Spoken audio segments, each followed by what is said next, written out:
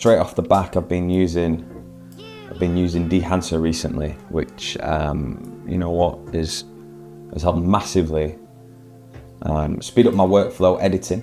It's also really helpful when, like in this video for example, we have got multiple video file formats from different cameras, from different iPhones, everything. So I think in this video there is Insta360 footage, just REC 709. There is iPhone 11 footage, REC 709.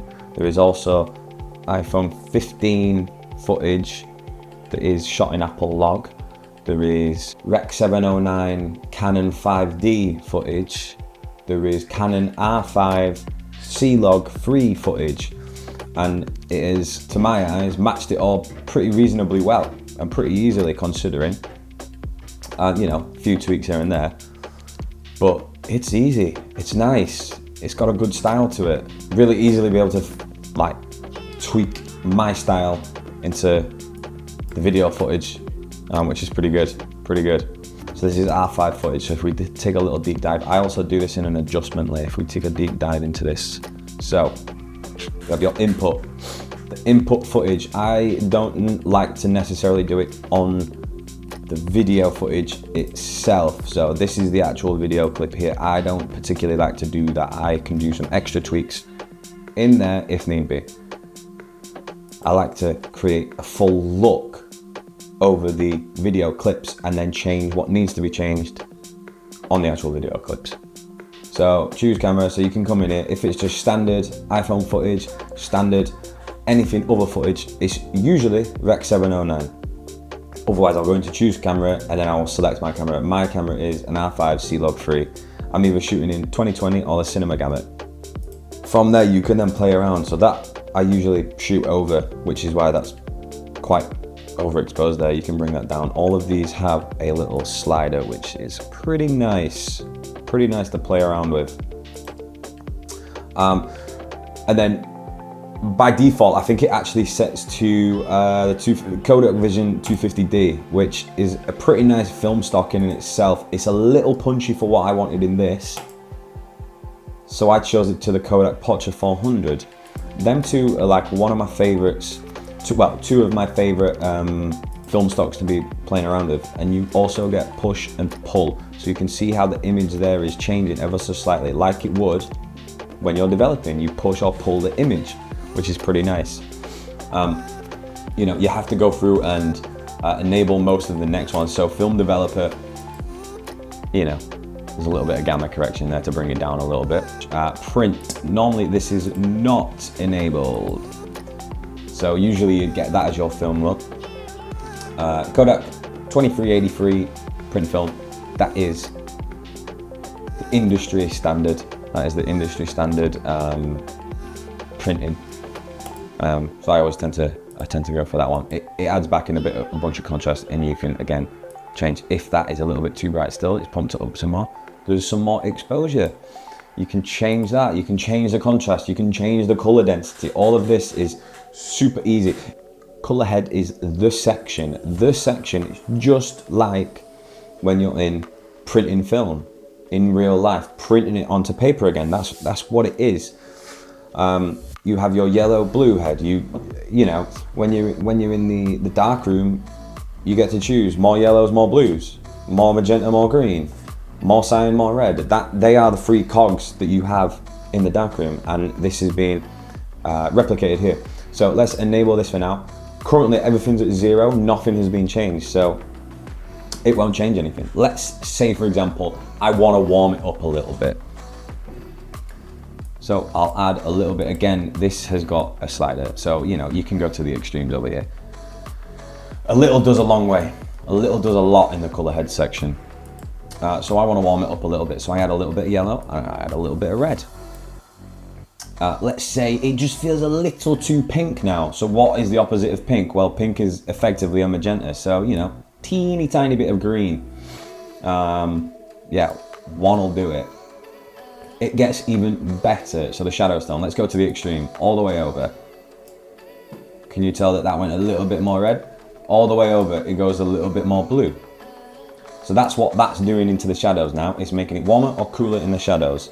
So right now, let's put that back to 0. Midtones, cooler, warmer, cooler, warmer. Back to 0. Highlights, this is where you'll see it mainly in the sky over here. Go hella warm, because remember, we've put yellow into the image, so it's going to emphasize that more. Bring it back, cooler. Kind of looks a little weird, kind of looks like it's been messed around too much with the chemicals. In my, I'd be going something like, to make it really quite, maybe a little bit more red, see what that looks like. No, that's too red now. So I know that these greens are going a little bit too yellowy red. That's way out that way, you know, so I'll just dial that back a little bit. And if we enable and enable, you can see the difference that that's done there. Film grain, 35mm, 250. If you want it grainier, hit up 500. If you want it even more, go to the 16mm 500, and it's like hella grainy. Hella grainy. Look at that now. So that's pretty fun to play with. So this is actually quite interesting, these few clips here. So I think these were shot on 5D. So you know, the image coming out of the 5D is not fantastic by the by any stretch, but we can make it work with Dehancer. We can make it work. We can make it stylistically work to what you want it to look like. So you can tell here it's got that overlay of the old film board. It's got a little bit of shakiness to it. It's got a little bit of shuttering. So, and we've got that by, again, adjustment layer. Let's go all the way down. So the REC 709, because it's come from the 5D. So there's no LUT on there, no nothing. It is just a 709. So the overlays, the film border overlays is done within the overscan. So let's uncheck that. So otherwise that's just that. I've gone for a super 16mm, which is pretty nice. There's a few options here. It's ultra widescreen, that's kind of nice. Panavision, like super. But for me, the one that worked for me was the super 16. You could choose if it, you know, it splits it up vertically or horizontally. When I'm making a horizontal video, I like to have it set vertically, because then you get more image within the frame. Gate defocus I usually have up quite high, so that's this little section around the corner, around the edges. So there you go, it's nice and crisp now. You bring that in a little bit, it's now blurry. It just helps add to the viewer's eye to like, oh yeah, this is legit, this is legit. You can bump up the exposure of the frames so it looks even more legit. You make it even more realistic when you start to add the gate weave in there. So that's the slight little bit of moving around. That's along with the film damage and the film breath. That just helps scratches on the film show. It helps grain move around a little bit more. It moves side to side. There's that little judder effect to it, and it just helps sell that it is film. It really helps. Okay, so this is quite a good shot here for a lot of it. This is actually Insta360 footage. So it even works really well with like footage from an Insta360. You can make it match super nice. So this is a really good image here to show you halation and bloom. So if we look over here, currently bloom is checked. I'll uncheck that. And you can see just, you know, over here, it blows out the highlights. It gives a little bit of aura, a little bit of a halo, shall we say. And then if we add halation into it, all the redness up here. This is emulating what happens with film when it overexposes a little bit too much and it kind of doesn't know what to do, and you get little red fringes around all the super highlights. This is this. That's really popular right now, I'm not gonna lie. People love this at the moment, so that alone will be what people want. It's just really interesting being able to easily, stylistically put together your clips from multiple cameras into one timeline and make it look cohesive as a complete package and a project.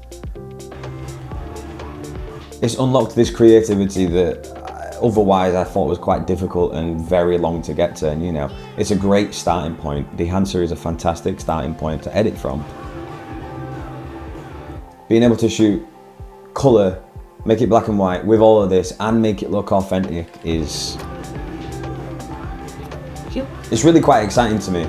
And this right here is showing GoPro footage, iPhone log footage, 5D footage all together. And it works. It works simultaneously. It works perfectly together. Yeah, Dehancer has definitely helped speed up my workflow when editing and grading video footage right now. Give it a download, try the trial, muck around. There's so much more to play with in this. It's great.